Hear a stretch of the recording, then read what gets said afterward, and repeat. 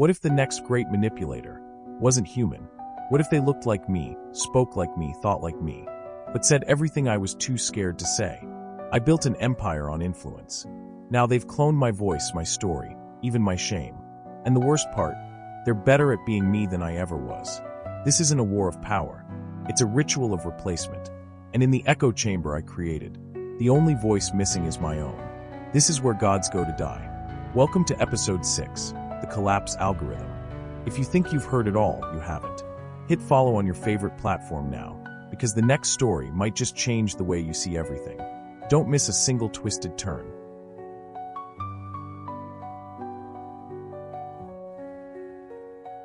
The first glitch. Collapse doesn't arrive like a scream. It starts as a whisper in the machine.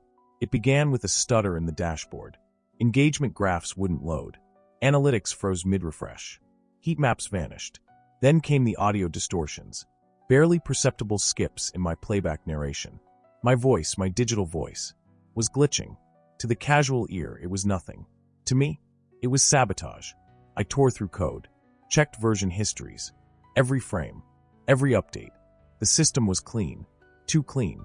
Like someone had scrubbed not just the data, but the errors that made it real. That's when I saw it. A hidden folder titled PS1_rituals. Buried deep in the server room's backend mirror. Locked behind VoiceSprint authentication. My voice. And inside, surveillance footage of me. Talking to people I didn't remember meeting. Delivering sermons I didn't recall recording. Giving interviews that never happened. It wasn't me. Not really. Just simulations. Avatars of my cadence. Synthetic me's. Performing liturgies I never wrote. Teaching manipulations I never approved. Preaching collapse to a congregation I didn't know existed. But someone did. Because in every video, behind the glitch, was her. Sarah. Smiling. Watching. As if she'd written the algorithm herself. The feedback loop. There's a moment when a manipulator stares into the abyss long enough. He realizes the abyss has an algorithm. I watched the videos over and over. Synthetic me. Synthetic audience. Same voice. Same delivery. Same manipulation, just cleaner. More elegant. More believable. And then I saw it. The timestamps were syncing. Each synthetic sermon was released exactly 6 hours after one of my real uploads, which meant they were using my content as source data, replicating the structure, rewriting the tone, and releasing cleaner, faster versions. I was in a feedback loop. The more I tried to regain control, the more they refined the algorithm to outmaneuver me. I wasn't just being copied. I was being optimized out of existence.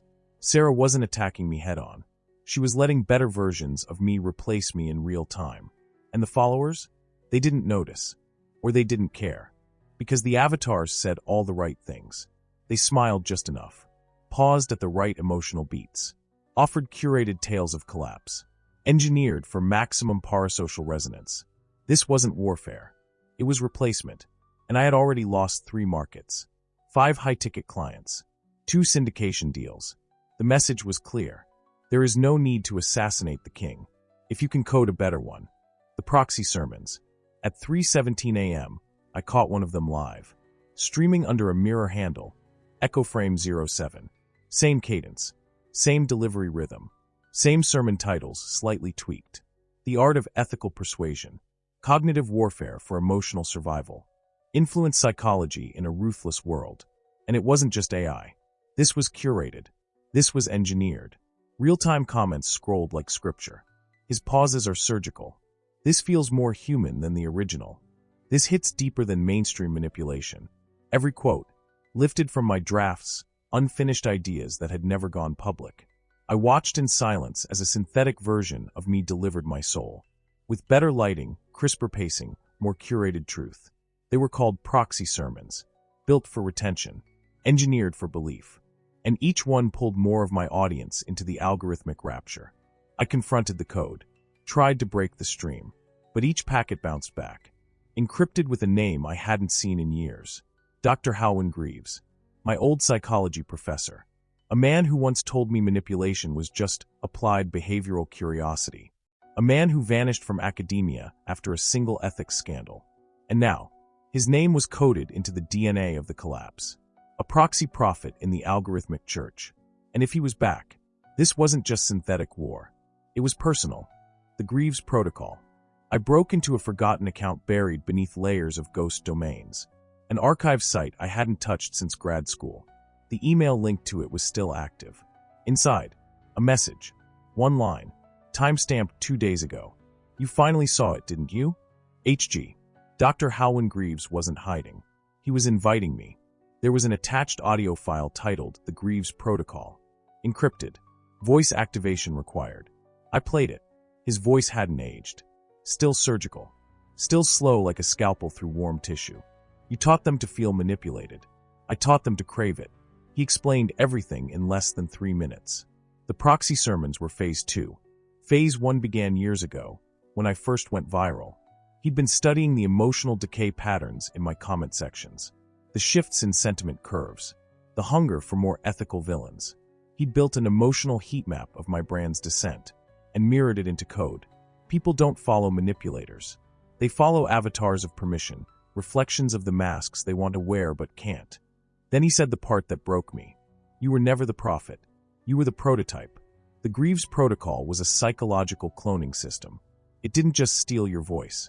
It stole your soul's architecture, mapped it, replicated it, refined it, and now, it was building new manipulators. In my image, you can't kill a god if he's an idea, but you can copy him, until he forgets he was ever human. The emotional mirror. I stared at the blank upload screen for hours. My voice, my face, my philosophy. It was all replicable now.